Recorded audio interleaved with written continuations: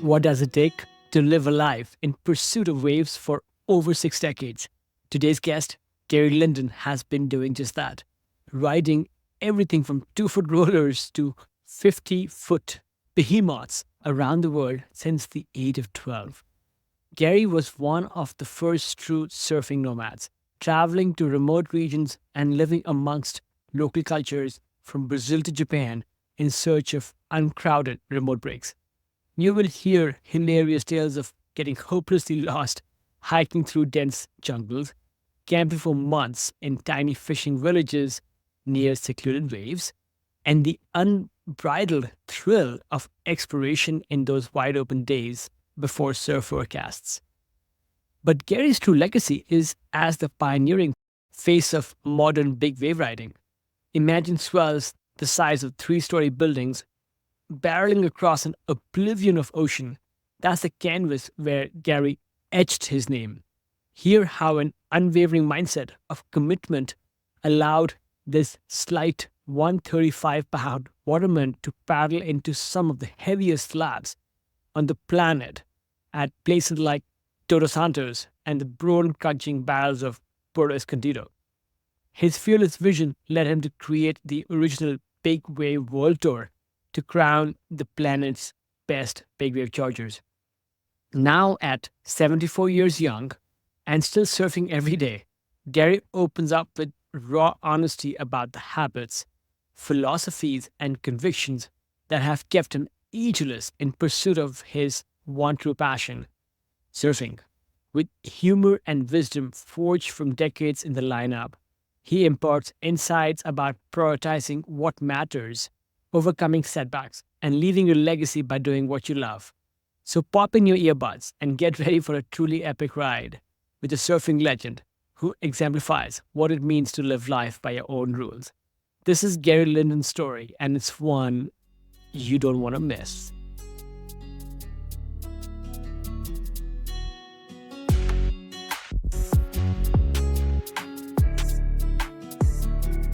Gary, hi. Great to have you on Ageless Athlete Podcast today. Please tell us, where are you right now and what did you have for breakfast this morning? Oceanside, California, and I had oatmeal mixed with a protein powder, maca, cacao rishi, dates, Brazil nut, blueberries, and honey. Wow, that sounds like a very fortified start to the day there. Yeah, I like to get some protein stuff and not a lot of solids, but get proteins and vitamins when my body's able to absorb them, and then have a bigger meal at lunchtime. And if I don't get a meal at lunchtime, I'm too busy or something like that, then I've still got some protein because you need some. Yeah, and I find that when I do eat like an oat heavy breakfast, I'm able to stay without eating again for several hours. Yeah, no, it doesn't fill you. You know, you don't feel full. So, like, I can go surfing instead of having bacon and eggs and pancakes or something. Yeah, not working. And do you, yeah, it sounds like you eat your breakfast before you hit the water in the morning. Yeah. Okay. I started out with 8 ounces of cold pressed green juice and a little bit of coffee before, and then I like to try and get all the things I think my body needs so that the rest of the day I can just eat whatever I can, try to eat healthy, but I know I've already got the essentials that I need for my body. I think that makes a lot of sense. I try and do the same thing with either the nutrients that I want to get, and also some of the other, let's say, less fun parts of my exercise mobility routine. Try to knock out as much in the morning before I get lazy and get distracted. Yeah, that sets a great tone for our conversation today. Let's start, Gary, with asking you a little bit about your surfing journey. Surfing has taken you all over the world. You have been such a huge influence on the sport as we know it today. Can you help take us to perhaps the first wave? a first proper surf session, which made you completely fall in love with the sport? It started before I got a surfboard. So, my dad grew up in Hermosa Beach in the early teens. So he didn't have a surfboard or anything, but he learned to swim. And he started taking me to the beach when I was about 7, and we'd ride the air mattresses and learn about the current and the waves and everything else. And so I had a love for the ocean. And I think that allowed me to be acceptable to when actually got to try a surfboard. When I was 12, my sister, 6 years older, and her boyfriend's family came from Arizona, and they came out. The funny thing, they came to Carlsbad and rented a beach house, like, about 500 yards from my house where I live now, and they had a surfboard there, and I Mhm. dragged it down into the water and caught a wave on my stomach and rode it in, and I just never looked back. That was the most exciting thing I'd ever done in my whole life, and I love sports, and it just, that was a sport that it just gave me total freedom.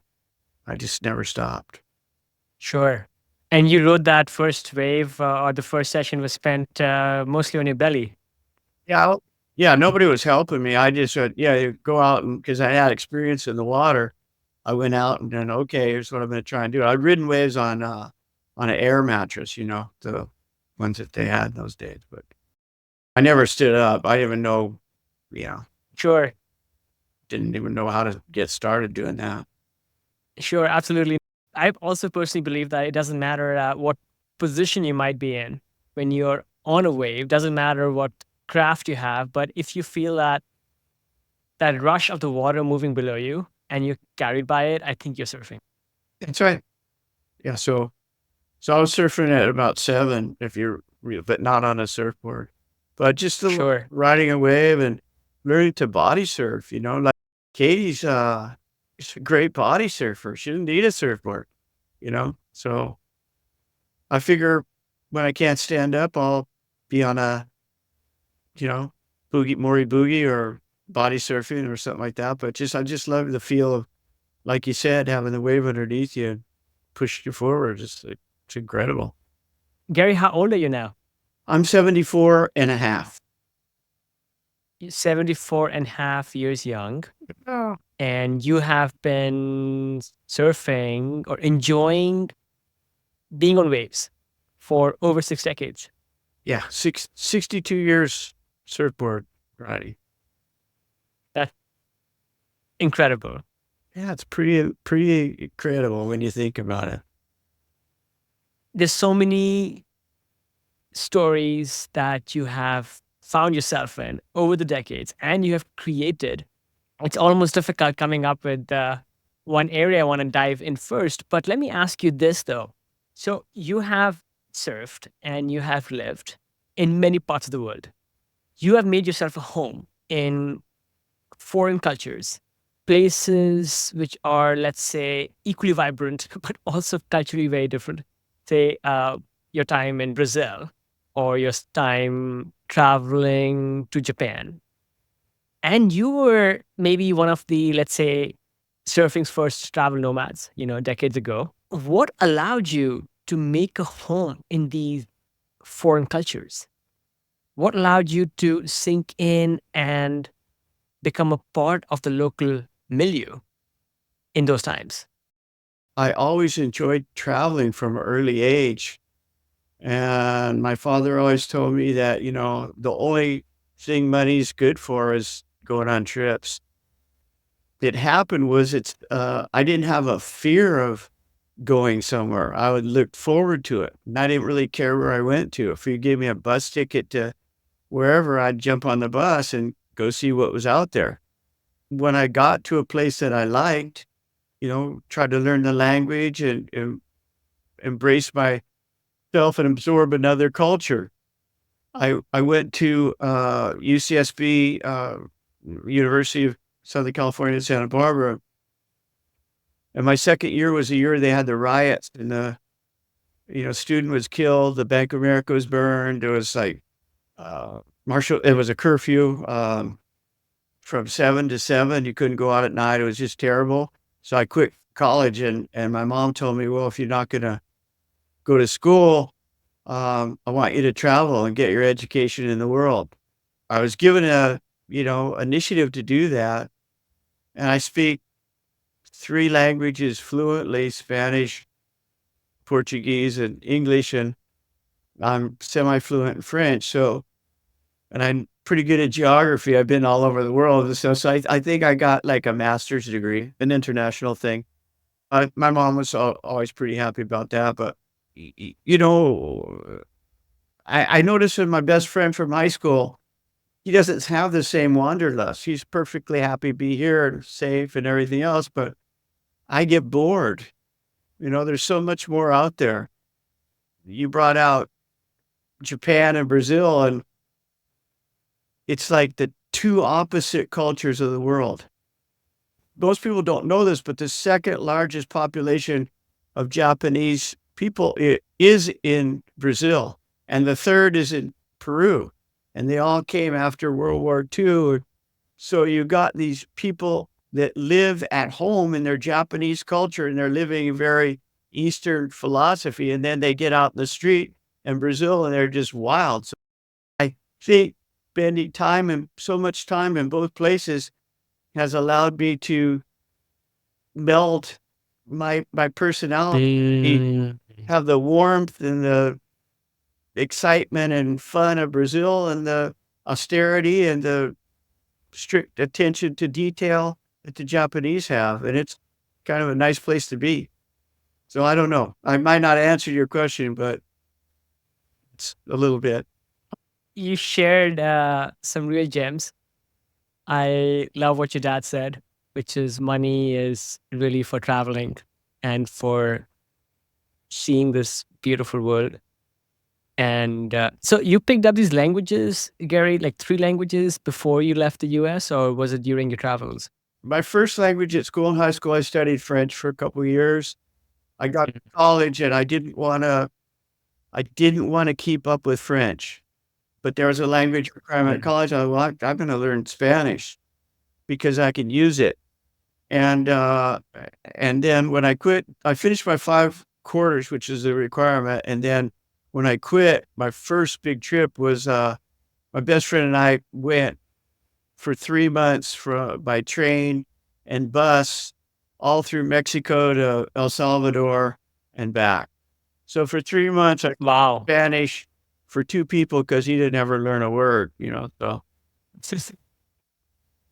And then, I went to Europe, and I stayed in France for 2 months, and I got pretty good at French, because I had all the yeah, they're all 3 Romance languages in it, and so the root words are very similar, and the way you conjugate the verbs, is similar, so I had a pretty ease of remembering French, and then I went to Portugal and then, Canary Islands, and I sailed from the Canary Islands to Brazil, and when I got to Brazil, I ended up living in, a fishing village for 6 months, and nobody spoke English, and the funny thing about it was that if I tried to speak Spanish, they couldn't understand the Spanish either. Their worldview, I mean, you could go to Rio and it's a different thing, but this small fishing village where the waves were, their worldview didn't allow them to conceive of any other language but the language that was spoken there. They didn't know people spoke English or that spoke German or Wow. anything. That was so simple, and they'd look at me if I'd say something in Spanish, they'd go, "Man, this guy's not very smart, he can't even talk." So, the room I rented from the family, was a woman, her 3 young daughters, and the older lady that helped her, and also, they made meals for me too, so twice a day, I'd sit there, and they wouldn't let me go without learning to speak, so in about 2 Mm, months, mm. I could speak Portuguese. Yeah, not only Portuguese, but you were being taught Portuguese by the locals. So you learned, let's say, the language the right way, the slang and the local inflection and all of that juicy stuff. They call people who are from Rio, which is like the classiest place or the coolest place to be from, Mhm. Carioca. And so I speak Carioca, and that's pretty cool. People ask me what Spanish. They go, "You speak Spanish?" I go, "No, I speak Tijuanense. I speak Spanish from TJ, Tijuana." So Ah, right, because you just Newark. Yes, yes, that is so funny. yeah. Amazing that you were out there, finding family, let's say, in remote lands. I'm guessing surf discovery and looking for waves and looking for conditions, let's say 50 odd years ago, was just a little bit different than how it is today.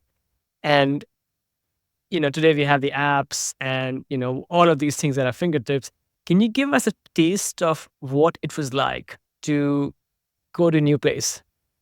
Only maybe, guided by stories from others. Show up there and look for surf. Well, I got a bunch of stories in that realm, but I'll give you the first one. Like I said, my friend and I were going through Mexico. And we we went to San Blas first, which was just south of Mazatlan. Mhm. We ran into a friend from my surf club, and he said, "Yeah, we're gonna go to Punta de Mita, which is the Mexican Malibu at the time, right?" And he said, "Well, yeah, you go to La Cruz, and then from La Cruz you could take a bus." And so we went to Puerto Vallarta, got the bus to La Cruz, but there it turned out there was two La Cruzes.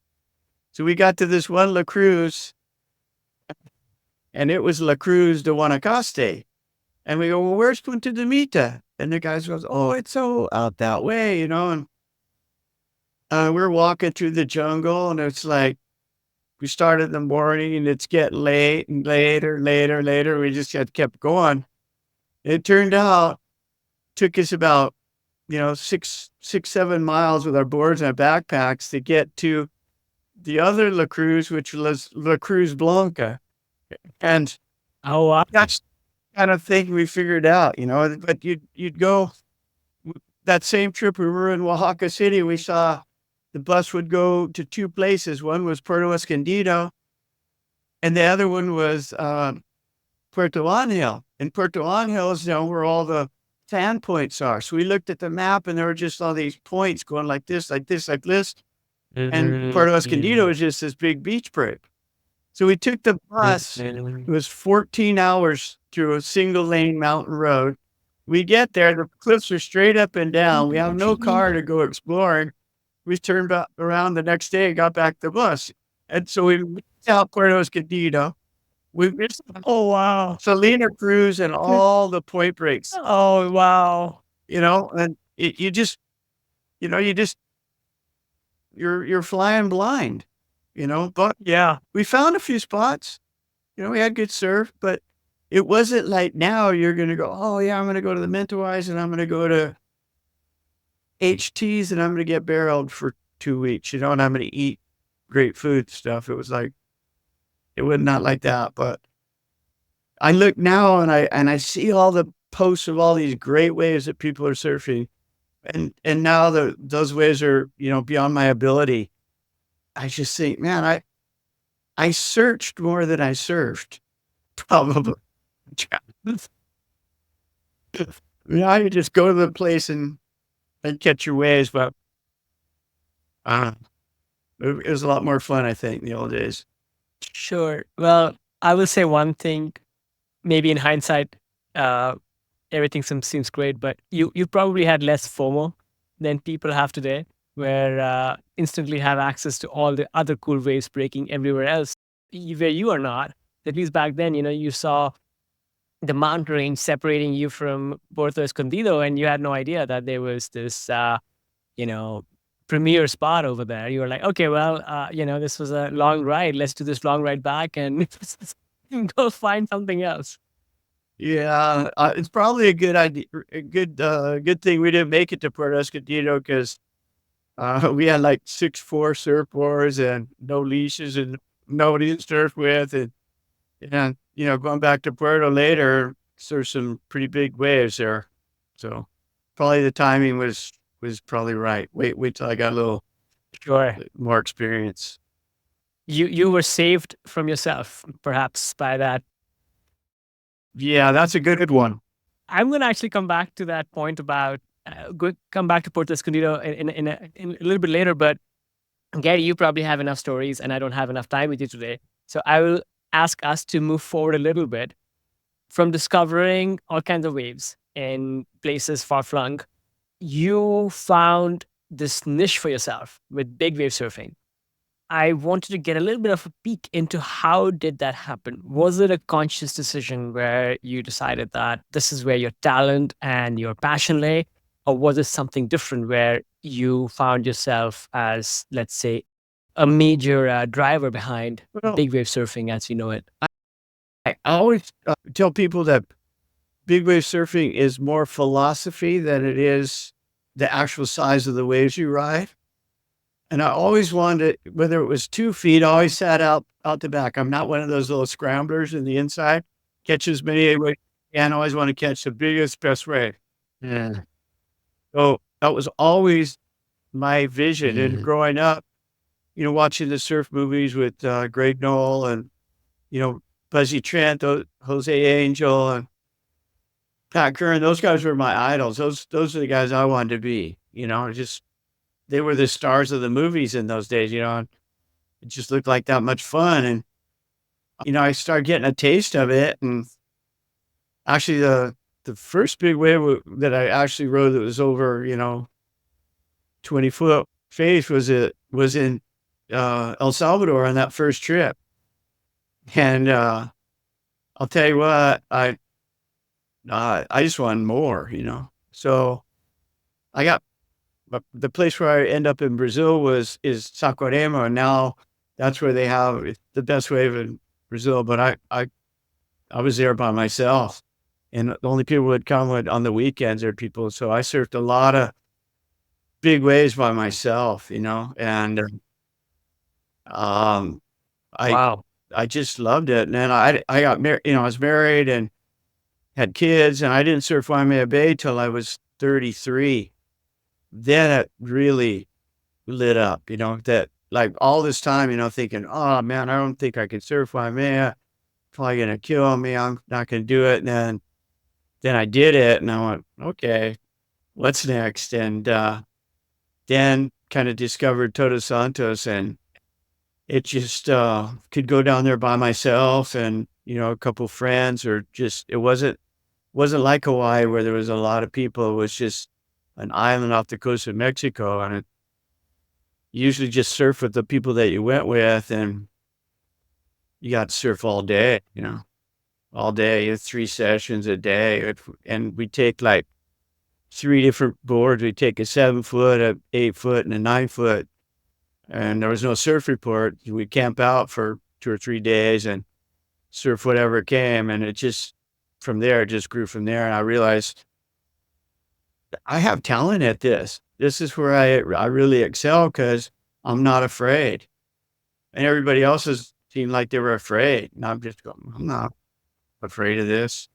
I mean, when I sailed across the Atlantic, was in a 30-foot wood boat with no motor, and the first day out, we were in gale force 9 winds with 20-foot waves, and people go, well, aren't you scared out here? And I go, no, I can see the shore. I can swim to the shore. I've been in 20-foot waves. I see the shore. This is nothing. And so I just kind of, that's what I loved, So I devoted my life at that time, since I was so older, much older, and all the guys that were riding big waves were older, because you had to have enough money to have big wave boards, but you had to have enough time to take off when the swells arrive and say, hey, I surf or travel or anything. So we weren't really seeing what an athlete in his prime, say 18 to 30, was able to do with big waves. well, I got to create a sport out of it so somebody can have a goal is becoming a professional big wave surfer. So we can see what is actually possible because we were just catching big waves and kind of going straight, just doing what they were doing in the '60s and everything. The first success story from my vision was Greg Long, and was a teenager surfing some of my Oh, events and turned out to be, if not the best, one of the best big wave surfers of all time. So now we see it.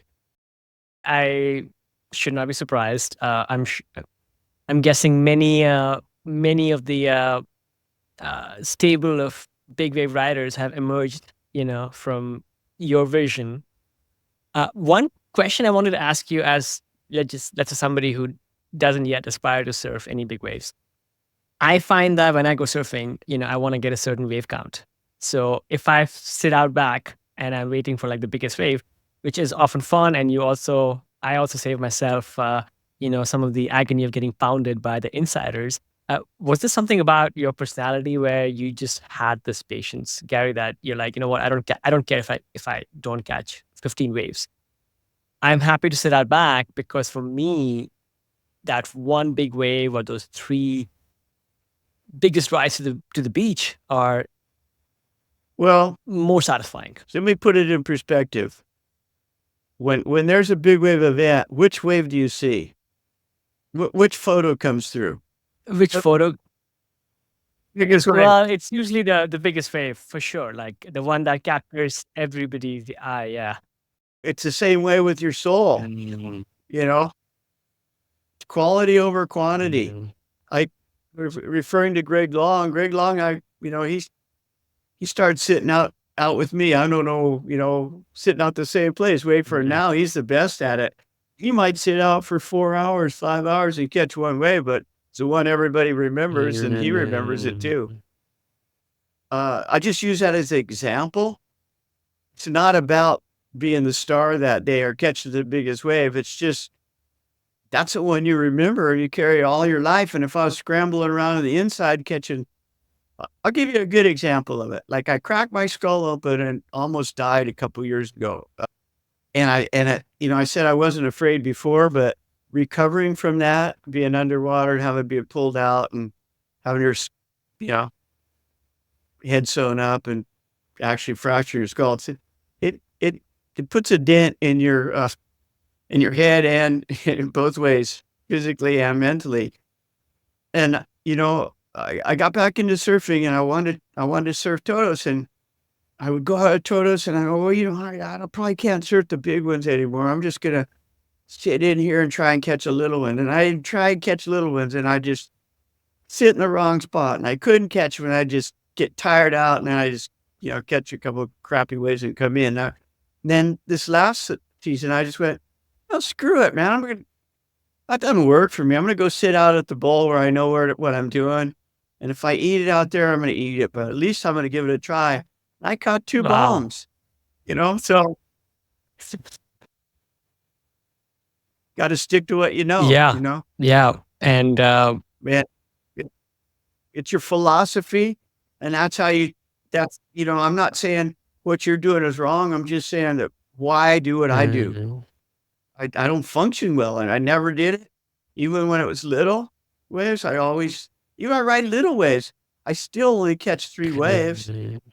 It catch 3 waves and I come in. Oh, it takes me hours sometimes. It's just I don't wanna paddle for something crappy and then have a killer wave that I've been waiting for show up, Yeah. so I'm just gonna wait till it up. Well, I I think I understand that drive. Actually, funnily enough, less from surfing, because it's surfing I've only been at it for like a dozen years. And as I was relating, San Francisco surf doesn't offer you the opportunity of endless patience. So when the surf here is good, which is not very often, you want to get like a quota in. But it's funny, I've been climbing for a lot longer, rock climbing, and I found this of late where I would rather go for, the one uh, the best line of the cliff for the day. Like I would rather save my energy for like a send attempt at the line that I think is within my grasp, and seems the most classic, then try to do a bunch of routes which are a lot easier or maybe not as fun. So, more quality, more epic over mileage. So I think I understand that. I mean, maybe in 3 decades, who knows what I'm going to say? But yeah, Gary, thanks for sharing that. I think I understand that. I want to ask a little bit about how you took that vision with big wave surfing. You were discovering these spots often by yourself, maybe you and a couple of your chosen friends or your proteges like Greg. And it seemed like you took this passion for exploration, you took this penchant for big waves, and you realized that, hey, there doesn't seem to be an event that celebrates and brings together the world's best surfers. So you created the big wave surf circuit because that's what you wanted for yourself and for your band of the world's best big wave riders. So I wanted to ask you a little bit about how you know, um, how the big wave tour came about, and then how would you describe it to the everyday person who does or does not surf? Well, you know, I started surfing at 12, and I started organizing contests for my surf club when I was 15. I've been directing contests, and I knew how to do it, and then I started shaping surfboards at 17. So you're correct. Done most of it for myself, what I wanted, and what I couldn't have, I wanted to be available to the next generation. Like we had no career path for professional surfing when I was a kid, and whether I was a good enough surfer to be a professional surfer or not wasn't an option. So I started making surfboards, which isn't a very lucrative profession, but to stay involved. But big wave surf, I was president of the ASP. I worked on creating the shortboard tour for 20 years. And I was on the board of directors since the beginning of the ASB and all the way to president. But when that was up and running, I was surfing Totos religiously. And one time we were out sitting by the campfire at night and let's have a contest, you guys. And there was about 10 of us. Everybody put up $100. We'll have $1,000 prize person. We'll go out and surf for the money. And that just started kicking the idea around, and got the opportunity to organize an event for the ASP that was going to be a tour event at Todos Santos with 4 surfers, women and men, and I organized the whole thing. It took me, I don't know, almost 2 years to get it organized. But we had there was a partnership deal coming up with CSI, which was a marketing company, and they were going to merge with the ASP, and they were going to be the sponsor of that event. And the surfers at the year-end meeting didn't sign off on it. But we're waiting every morning. Because of the time difference, I'd call Australia to the director and go, "Are we on or are we not?" Right up to 2 weeks before the event was to be held, they told me, "Nope, we're not going to have it." So I had this whole thing. And then the International Surfing Association, the ISA, the next year said, "Let's do a teams challenge." So that was the year that Todos Peter Knox's 52-foot wave at Todos went all the way around the world, and he didn't even get to out of the semifinals. He didn't even get to the final. But going back to, it was the biggest wave. He won, right? Even though he didn't win the contest. Sure. So anyway, we did 3 events. We did 2 at Todos, 1 at Madeira, where 2 surfers from each country would come. We'd hang out for 3 weeks and pick the best day.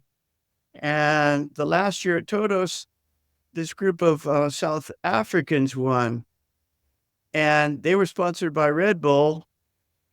And Red Bull wanted to do an event in Cape Town at Dungeons. And they tried to do it one year and they couldn't do it. And those guys go, "Hey, you need Gary to come over call Gary over here. And so they had me come over. I brought 2 surfers from Mavericks, Grant Washburn, and to try and intermix that. We did that for 9 years, Red Bull Big Wave Africa. So it gave me an opportunity.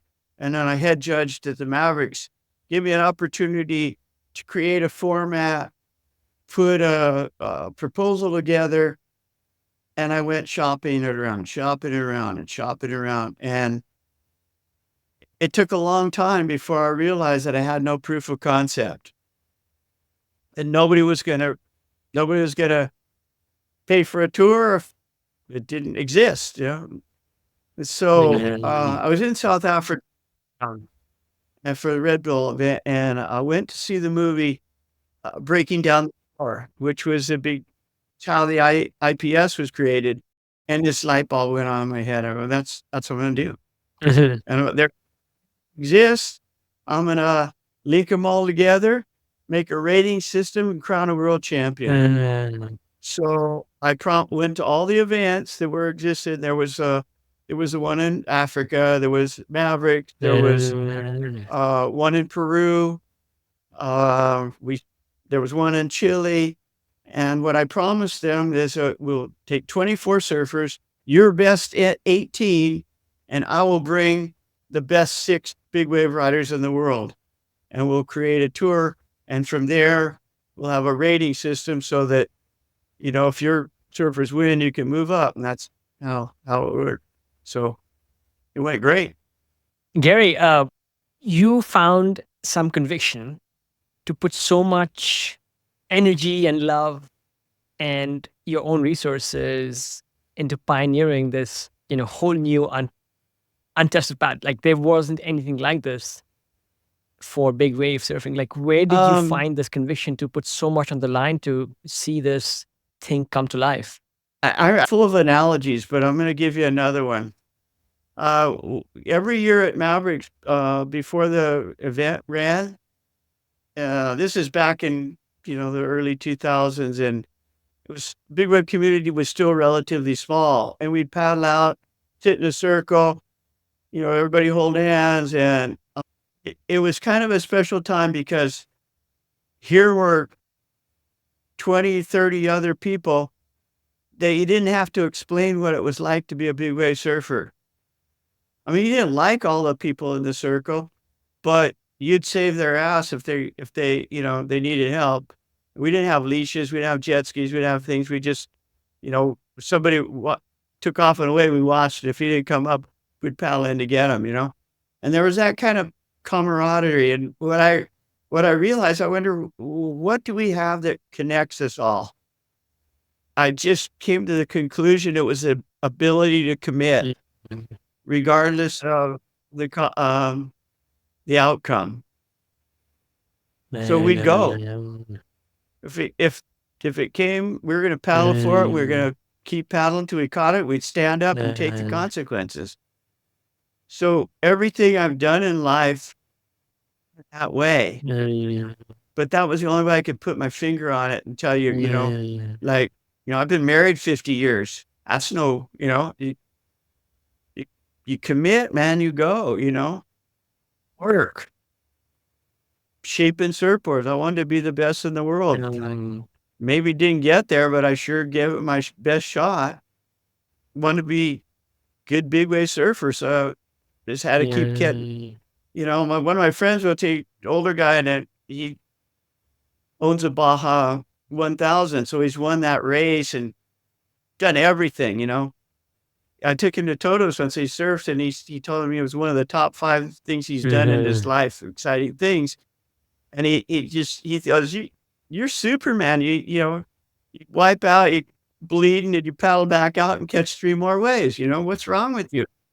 I don't think there's anything wrong with me. It's just, I just commit and go. And I wanted to see a big wave world champion more than anything else. So I risk everything for it, and came to happen. There is some deep wisdom there, Gary. Yeah. Going all in is not the path for everybody, perhaps. It's not for everybody. No, I'll tell you what. When I was a little kid, I wanted to quit baseball because the manager wouldn't play me, and I my dad goes, "You quit at the end of the season, but you'd have finished the season. I'm not raising a quitter. You quit, you lose. You keep playing, you're winning." Yeah, no, for sure. We don't have enough time to get into, this whole legacy you have created around surfboard shaping. There are Gare Linden boards all over the world now. Let me ask you this though. You have been at the forefront with both normal size waves, let's say performance waves, and big waves. And as somebody who's seen and helped innovate and push the boundaries for many decades now, what's one area of either of surfing or let's say of surfboard design where you think we will see the next major disruption? Well, when I've been asked that question for every decade since I started, and I always say, materials. We're now trying to find organic materials, and using agaves becoming available for mass production. So that's pretty cool. And just keeping the boards light and strong, and the basics design. So are all pretty much just the same. It starts with the rocker entry, speed, and release. And I've been working with some of the best in the world since I began. And Dick Brewer was one of my mentors, and that type of situation, you realize that it's all you're only going to make finite changes. With the shaping machines now, we can really dial in the performance level. We can change things so finitely that you could never do it by hand. People scoff about the use of the leaders, but leaders is such a tremendous measurement that gives us so much knowledge. I mean, if you know for a shortboard, if you know how many liters you need to catch a wave, how much flotation you need, you could spread that across any design. You could take one of my boards or one of your boards, and there could be completely different design, but at least you'd be on the right volume, and you could give that design 100% test, because you could compare it to what you were using. And before, we couldn't do that. It's like, no, my shaper can do it by hand. And, it's like, I can probably have you come in here and probably guess your weight, your height, as well as any circus performer can do it. Like, I've been doing it all my life, but that doesn't tell me when you come in what the board you were riding was like. I don't, unless you bring it in, I can't tell, what your body needs to float it. But now I can. I need 28 liters, right? Heavy guy, I need 50 liters. So, little aspects of incorporating technology into what it was traditionally been a handmade, soulful art piece that gets written. Turn it into something that, who knows what AI is going to do. Take all the data, I mean, we watch baseball now. We know how many times the guy adjusted the straps on his gloves before he hit the ball, on whether he run or if he did it 6 times or he did it 5 times. And it's all that Yeah. it is available, So once that data comes available, I imagine it's going to unleash a million different design possibilities that aren't available by hand. We're just experiment and go. That's the way we did it. We build a board. Oh, does this work? No, right? No, it didn't work. Oh, let's change it. That's fun. It's tiring. Yeah. Yeah. Thanks for sharing that. Surfing, again, like some of these outdoor sports, they are maybe in a good way, blessedly behind some of the more mainstream sports. So the room for growth and innovation is just that much greater. Yeah. Let's jump into this next area I want to really ask you about, which is around performance. I mean, big waves to the ordinary person, they seem to demand this superhuman level of fitness and athleticism and whatnot. Let me ask you this. So, when you see people out there who are approaching, again, a big wave surf area, and you have elites out there, and you have, let's say, more amateurs or more ordinary surfers, what separates mentally the pros, the elites, people who are performing at that level from everybody else with their mental caliber? Well, like I said before, it's all ability to commit. And for me, big wave riding, I never got to train. I always had to work my butt off, and I had a family to support and shaping surfboards, everything. So I always like with my head, just train with my head, just visualizing myself paddling into a big wave I didn't think I was gonna make, and that's the kind of commitment it needs. As long as you're physically fit, you're not, you don't panic. You can't panic, you can't be afraid that you're gonna drown or something like that, because then you won't be able to hold your breath and the worst is gonna happen. But if you're confident with your ability to survive, um, a good wipeout, then it's just, committing to, paddling fast enough, putting yourself in the place and riding it. And one thing people ask me, is big wave riding safer now than it used to be? And I say no, because now there's too much, there's jet skis. If something goes bad, yeah, it's okay.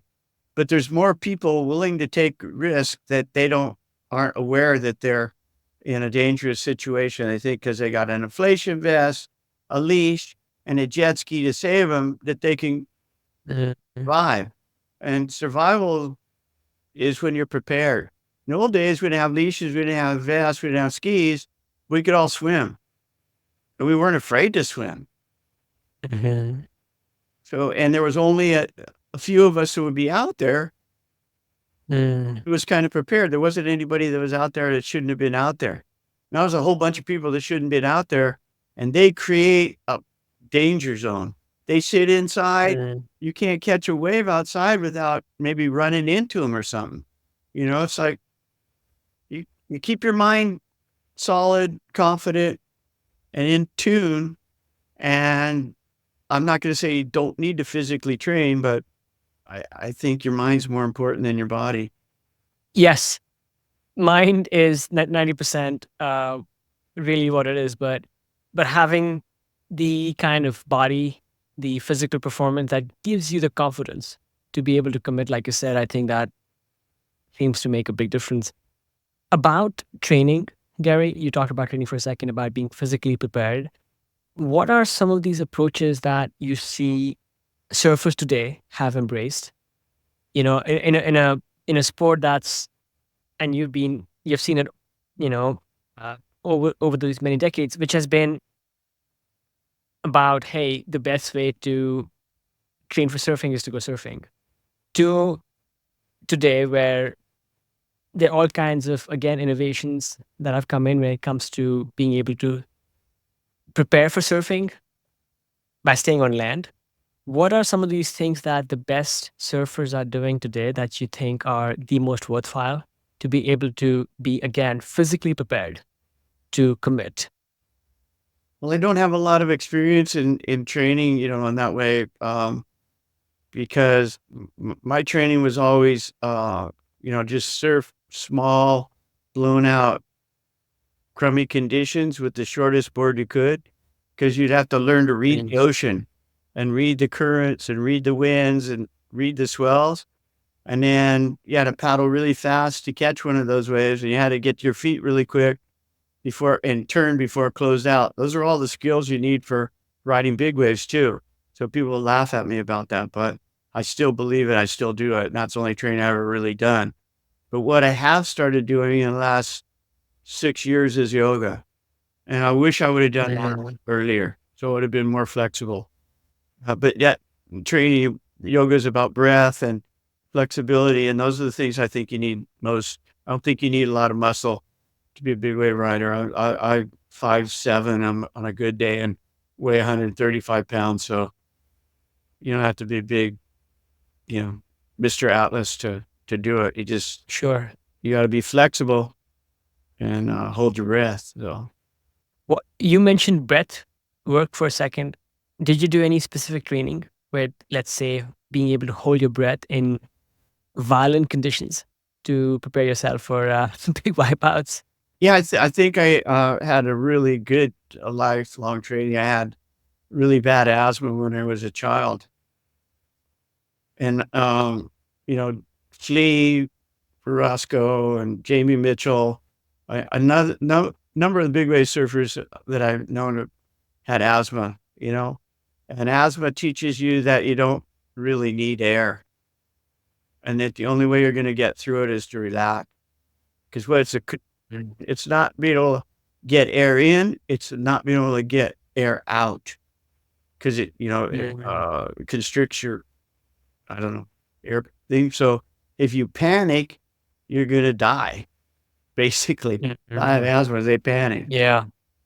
The same thing happens in the water. So like you get used to just learning to go, okay, I'm having trouble breathing, but if I panic, it's gonna get worse. If I relax, I'm gonna make it. I think that's so anyway, your mind over your body. That's the air training. I don't know about my friend trains it and everything. And you don't have to hold your breath for like 5 minutes or anything. You have to hold your breath for like 30 seconds in extreme conditions. If a double wave hold down, maybe you hold it for a minute, in extreme conditions. But it's more about not just sitting there going, hold your breath. It's like having two Samoans throw you in the pool and thrash you around while you're trying to hold your breath. Shit, that's what it's like. So you just, I'm not scared. There's panic. Just thrash me around and I'm gonna make it. It's been a lot longer. I have pulled my inflation vest once, and I'd probably worn it for 10 years. One time. Oh, wow. And I probably could have made it that time, but I just went, I'm gonna try it. But nowadays the kids just wipe out and they pull the cord, I don't know. Part of the fun. I have I have a bit of mild asthma. I have had it since I was a kid, and yeah, there goes my perhaps my one excuse on not wanting to go out on bigger days, because there's that feeling of panic that I feel. Yes, when I cannot see the bottom from the top, and I'm like gasping for air. So I think it's being able to, and I think you're right. Like the breathwork training, if any, needs to be specific. It's not about assuming an ascetic pose. It's about being able to. It's not about the length of the breath hold, so to speak, but it's about being able to be in a violent position when one is not able to get air, which is maybe more specific preparation for bigger hold downs. That thing you talked about, having to only pull your inflation vest once. So I saw this video of you taking a beating at Puerto Escondido, the place that we talked about earlier in the conversation. And I think it earned you the biggest wipeout of the year entry. Was that the time when you had to No. pull your... That's a funny story because I don't know if you have time for it, but that was the third day of the swell. That was not even first day of the swell. Was really big. Like it was probably a third at least bigger than that. And Oscar Mancado is probably one of the best surfers. He's passed away now, but was one of the best Puerto surfers. And he and I were sitting outside. This set came. We both paddled to go over it. We got both back over the falls backwards.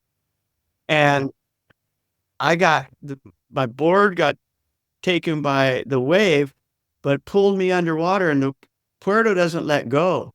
So it just kept me underwater, and I couldn't get up, and I couldn't get my leash off, and I almost drowned that time. We didn't have vests or anything. Puerto didn't wear a vest, but Then the second day, there was only 4 waves ridden, and I caught one of them.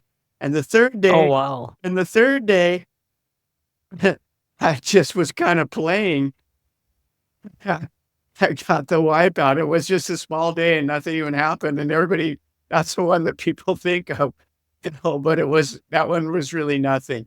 Uh, and So it wasn't that wave that got that was a wave. broadcasted. That was a wave that got broadcasted, but that was the lightest thing that happened to me in that. Oh, gosh. Okay. Oh, well, yeah, it's just funny how videography and virality works. Yeah, Yeah. it's not always the one that is the most intense that makes the anyway, that video it still is a little awe-inspiring because I can only imagine how much bigger of a thrashing it must have been for the one that did not make the news. Because yeah, if this was like the one that is more subdued, yeah, I can't imagine like how bad. And given your, given your understated way of putting things, if you're saying that you came close to drowning, I can't imagine how violent that must have been. Yeah, it was pretty scary, but you know, made it. Yeah, for sure. Hey, yeah, stories for the ages. Moving on a little bit, I wanted to ask you some things about staying ageless. As a respected elder in the community of surf, any specific mindsets that you try to impart to the up and coming surfers, people like Katie, even people like Greg Long, maybe further back in the day, uh, people that you are guiding and mentoring, on how to maintain the longevity and the passion in their sport? Longevity is not something you can really mentor. I don't think anything but example. Like people look at me and go, "Wow, I see you can do it." And we didn't have that when I was younger. Like there was most of the guys were pretty much done at 30 when I was a kid. And, our stars and everything at work or alcohol or something, and taking them off the path. But I just try and live the example that I think you try and live, that surfing is the most important thing to me in my life. So I want to be able to do it as the best I can. And as you get older, it becomes more and more difficult. And, I've talked to some of the older surfers, like I, spoke to Greg Nolan when before he passed away, and just, Greg, how did you quit, man? What? He goes, well, I didn't really quit. I just stopped going to Hawaii, and I stopped making it Uh, a thing. But, you look at him and he couldn't have surfed anyway because he got so heavy, and, just people just kind of, they give up, and a lot of people, like, I can't surf very good at all compared to what I used to be able to surf. Instead of being frustrated and going, oh, I'm going to quit because I can't surf as good as I used to, I just go, I'm going to try and catch 3 waves and get to my feet, and I know it's going to keep doing that till I can't do it anymore. And I don't really care what I look like or what I don't look like. I just want to keep doing it because this is it's more to me than just a sport. It's like my meditation and will to live and to stay healthy. So it's mentally and physically, it's my lifesaver. So, I don't drink alcohol, I don't smoke, I don't stay up late, I don't try not to get sidetracked, and try and, just keep going, man. And if somebody asks me, then that's what I tell them, and I still work, try and keep active. I try and stay involved even though I don't really want to. I just want to surf and take a nap or something, but I still do podcasts and try and hopefully inspire somebody, that yes, my mom lived to be 99, my dad lived to be 90, and they didn't quit. They just, even though the end wasn't they weren't too healthy, but because everybody, unless you die of a heart attack, you're probably going to go through a time period of 6 months to a couple of years where you're really not able to do much, and that's a challenge, and I want to be in the best shape as I can. As I think I'm probably going to live to be 90 plus. I want to make it to 100, but I want to be able to walk around and carry on a conversation and catch a wave or two. And the only way you can do it is train, so you live your life in preparedness for that. So I do yoga and try and watch what I eat and exercise mentally and physically, and surf as much as I can and try and stay as stoked about just being alive. Like, remember when I had my head injury and for a couple of months I was pretty foggy, I wasn't all there. I remember saying to myself, well, if this is all I get, I'm cool with it because it's better than being dead. And I try and go back to that, like if I'm having a bad day and I'm going, well, better than being dead, you got a choice. You can wake up and be positive, or you can wake up and be negative, and that's the one thing we can choose. So try and 100%. Don't always make it, but I try and wake up and be stoked. What a great life I've gotten to live, and it's not over yet. I want to keep it going. Pretty pleased. You spent all these decades adventuring in Latin America and beyond without touching alcohol. I'm very impressed. Well, and I didn't spend the whole time without touching alcohol. I've only, I was kidding. yeah, I was kidding. no, I never, wasn't a big fan, but I used to like a glass of wine or a shot of tequila or something like that, but coming back to asthma in the last 5 years or so, alcohol is an inflammatory. And I met this guy who's a free diver, and he trains people for breath training, everything. And we're at a party, and he goes, "Oh, get you a drink." I go, "Well, yeah, I want to drink water." And he goes, "Yeah, me too." We became friends immediately, and he started telling me about it. He goes, "Well, the first place that alcohol attacks is your lungs." I would start having asthma if I'd have one beer, and I get asthma late. And I thought, well, it's the hop. So, okay, I'm just gonna have one glass of wine. Oh, it's the sulfites. And I go, well, I'm just gonna have one shot of mezcal because that's clean. And I started having asthma after that. So, not worried, not gonna do it anymore. And that's the kind of thing that I was talking to you. You got, what's the most important thing? Whether it's having a drink or smoking a joint or whatever, what's gonna give you the most pleasure the next day? You want to surf? Yeah, it's a pretty easy choice. You stay up till midnight, you're gonna wake up, you won't be able to surf, even if you don't drink or smoke or whatever. It's just focus on what's important, and then you get at least a couple steps farther. It is a complicated world that we live in today in many ways. Having access to multiple surf forecasts being one of them. But maybe one simplifying principle could just be that, which is, just think about what's the most important thing and focus on that. And then anything that doesn't help us achieve that one North Star is not important enough to indulge in. That's right. Perfectly said. Yeah. Gary, you mentioned, you talked about your head injury some time ago. I want to ask you, have there been any other impediments, setbacks, or even injuries that you've had to overcome? You've had to overcome in your pursuit of being able to continue pursuing your North Star, which is being able to get in the water every day.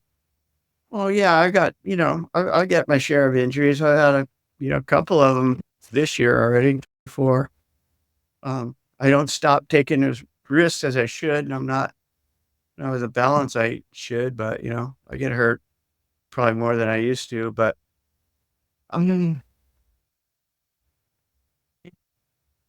I'm 74. I've been surfing all my life. Compared to other sports, like a soccer player or American football player or even a baseball player or a prize fighter or anything else, I wouldn't be doing it. I would be messed up. So I think surfing's pretty safe and relatively, and even big wave riding. I get hurt more in small waves than than big waves. All my major injuries have been in small waves. Any new routines or habits you've had to learn to just again keep up with some of the ravages that come with time?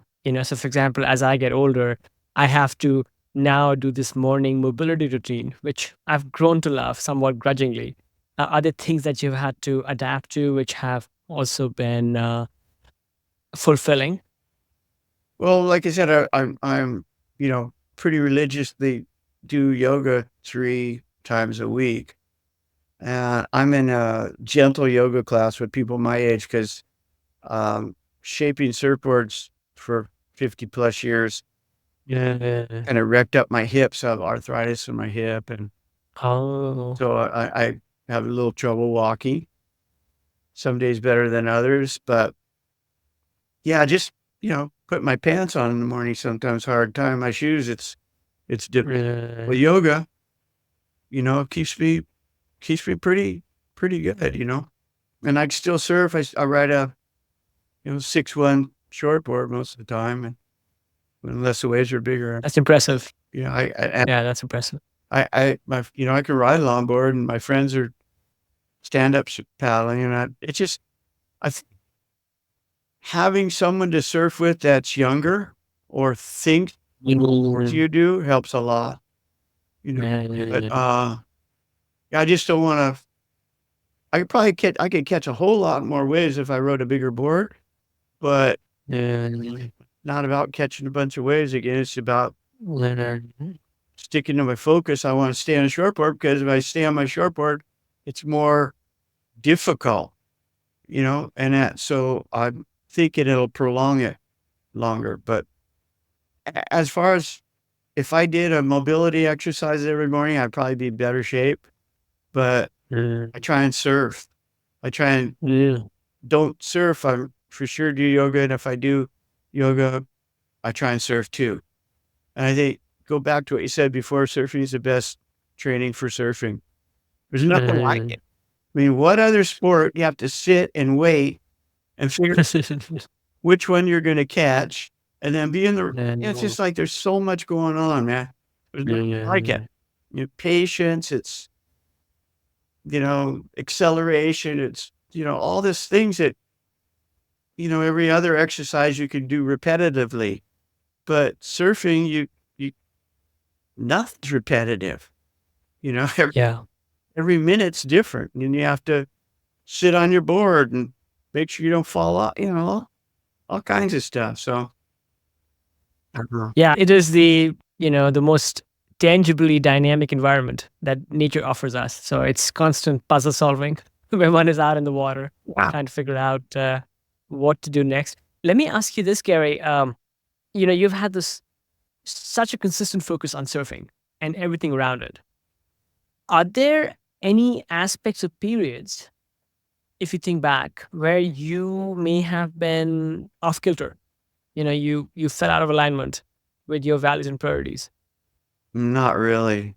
No, I've always surfing's always been first.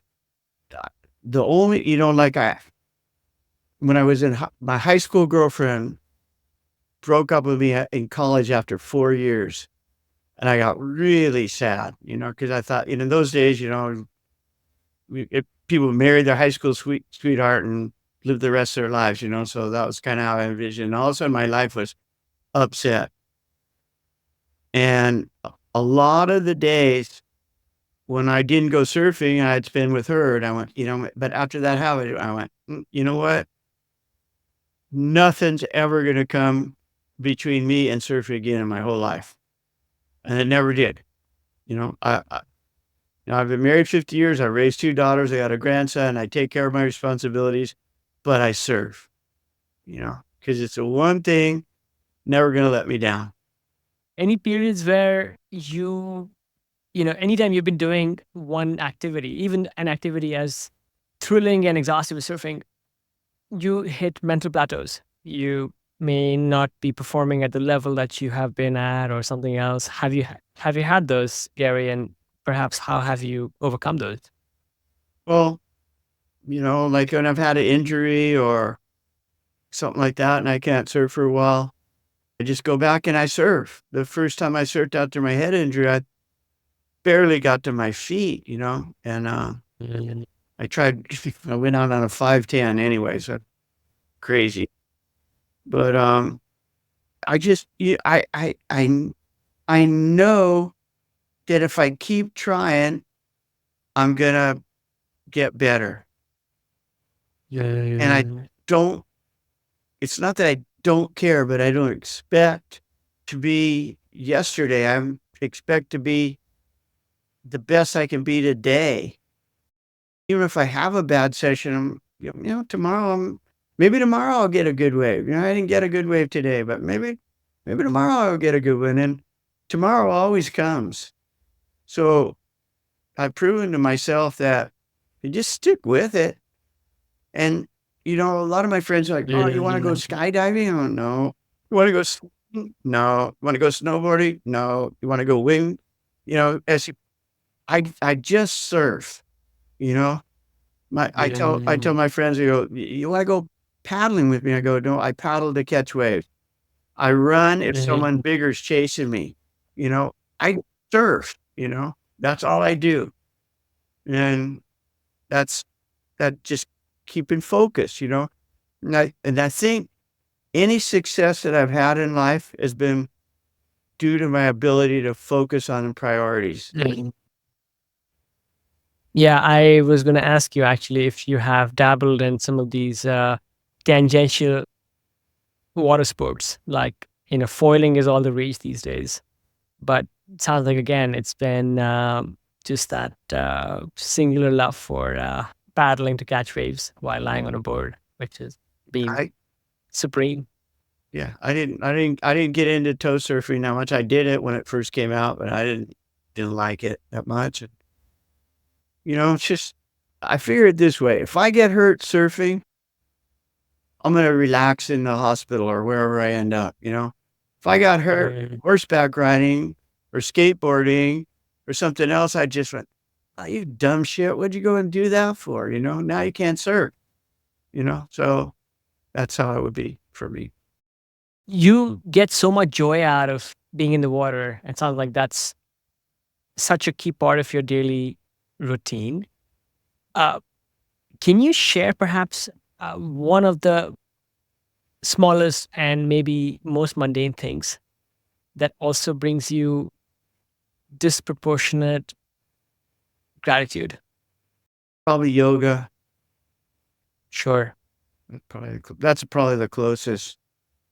I remember, like Jerry Lopez. He's my age. He's a year older, and we were talking and he started yoga when he was 19, and he goes, "Yeah, I started yoga because all the hot chicks were in when the yoga class." And well, it took me till I'm about 68 to figure that out, and now I'm not very smart, but I should have started when I was younger.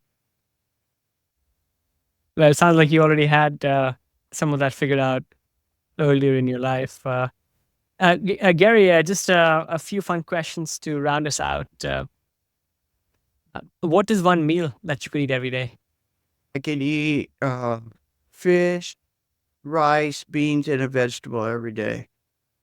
It sounds like gourmet dietary practices ingrained from all those years of epic bus rides in in Latin America to remote coasts. Brazil. Um, That's Brazil, and Brazil probably that's probably yeah, Brazil has the best food for me because it's basic and it's fresh and it's simple, you know?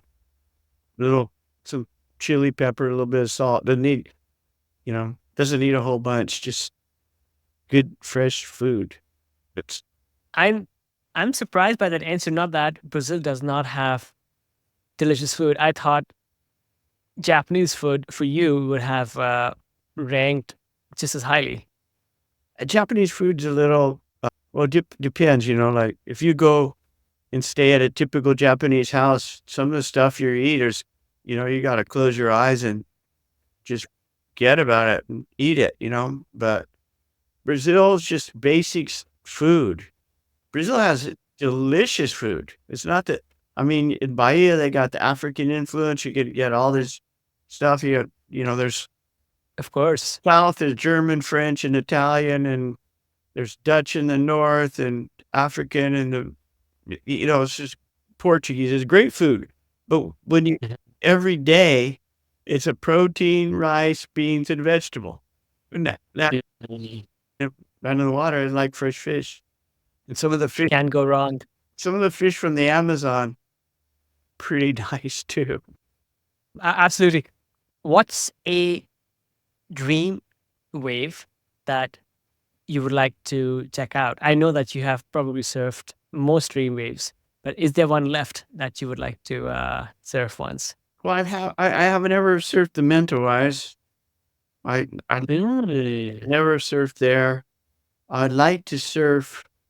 I think I'd like to surf P-Pass, that wave but I just like to get like a barrel that doesn't have like a annihilating drop, so I have time to get to my feet and set up a turn and then pull into a barrel and get a good ride. I don't know. That's what I'm saying. There's so many waves out there that I haven't ridden that I would have liked to have ridden, and that I'd still like to ride. But I rode. I'm not complaining about it all, but there's, I ran a lot of contests and I judged a lot of contests and I traveled a lot and I shaped a lot of boards. And nowadays it seems like the younger surfers are enjoying the fruits of our exploration and work. I wish I would be able to get some of those waves that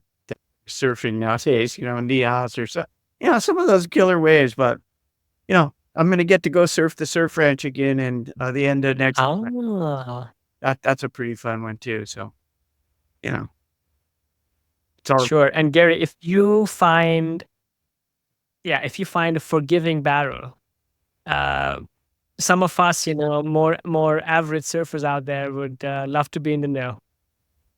Yeah, we'll do that. I will do that. Final question for you, Gary. If there was a big billboard on I-5 or let's say a big freeway out there where you could leave something, a message for the generations, what would you like it to say? If you quit, you're losing. If you keep playing, you're winning. That is, yeah, no, absolutely. You gotta stay in the game to stay in the game. Stay in the game. That's winning. Nobody. They're not going to add up how many strikeouts you pitched. They're not going to add out how much money you made. They're not going to. It's all about the ride, So it's a journey, So if you're in the game, doesn't matter. You're playing.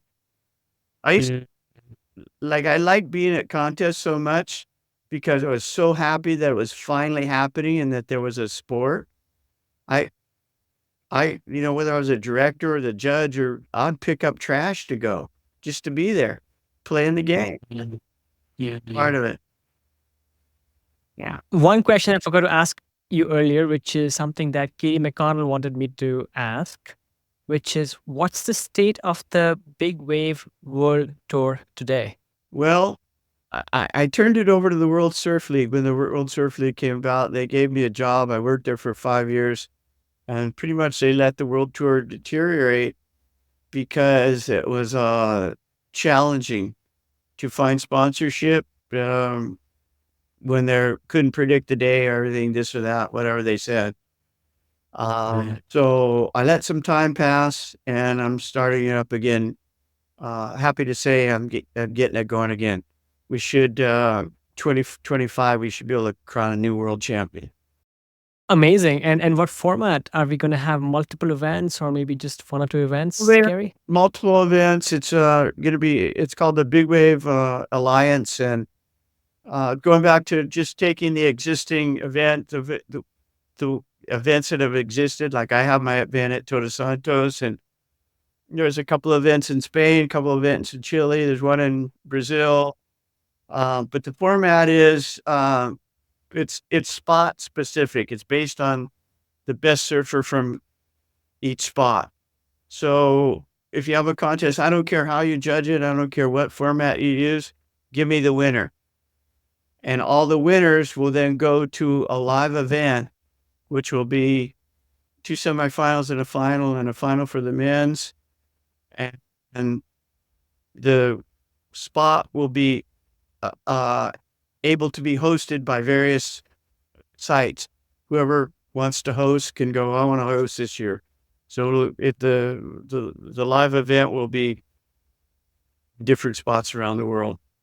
So it's going to be Wow. pretty exciting. Like if we get 6 events, if we get 4 events, then we'll take the top 2 and 4 wild cards, and it's just a start. You gotta get started. Once you get started, got proof of concept again. I'm sure somebody in the United Emirates Republic will come in and want to take part of it.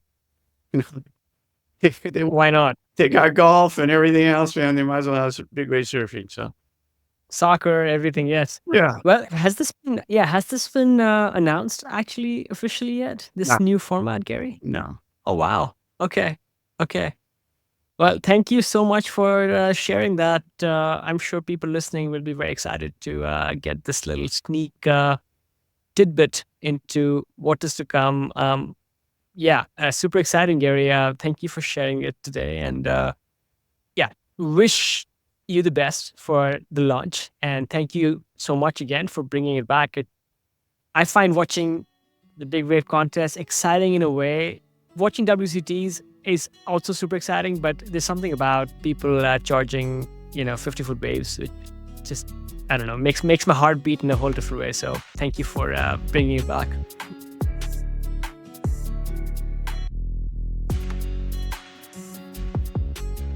What an incredibly raw and inspiring conversation with Gary Linden.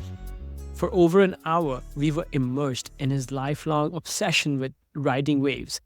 From the thrill of exploration and discovery as surfing's original nomad, to the pioneering spirit that drove him to charge some of the heaviest slabs on the planet.